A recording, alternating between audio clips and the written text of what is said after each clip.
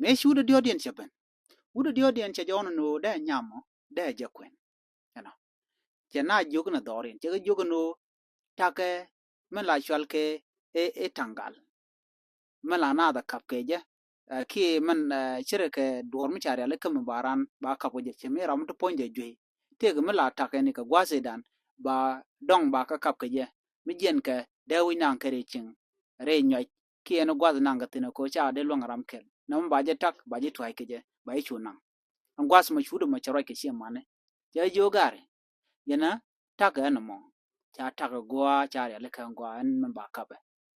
mi chare le kamo cha na go ju kwa kwantal chu kumit ka medandi man chu kumit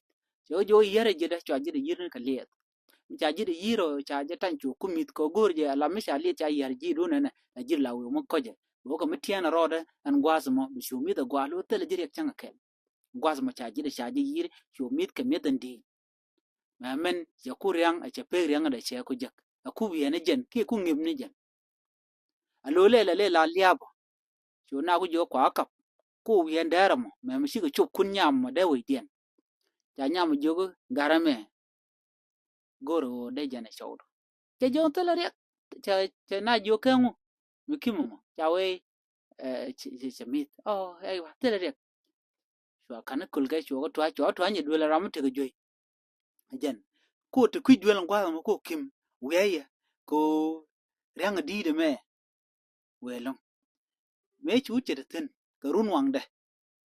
chu de ten rew de chu chu dak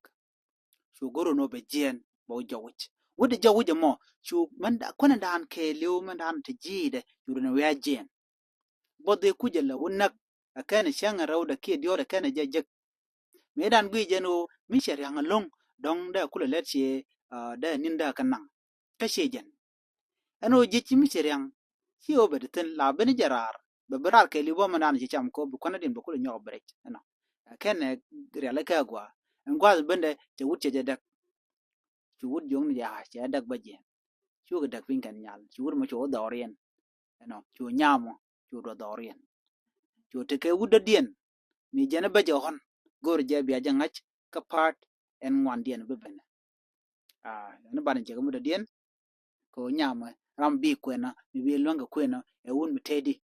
wun mi shoro yek wun mi ta loje puch ki mi te ke diel jen gor ko mako buda bi nyame bi je kwen jen dan gor nyama jen ban je mu